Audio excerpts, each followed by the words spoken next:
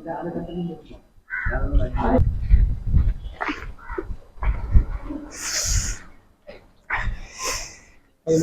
bhai, Musa bhai.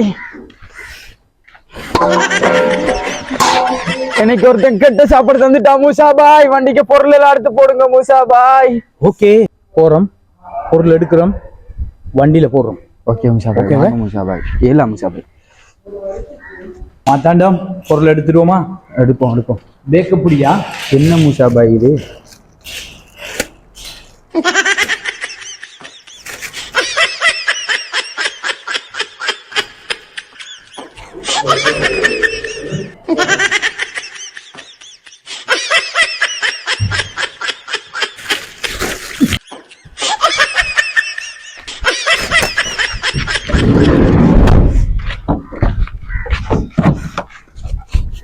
வாங்க மூசா பாய், அவசரமா இருக்கு.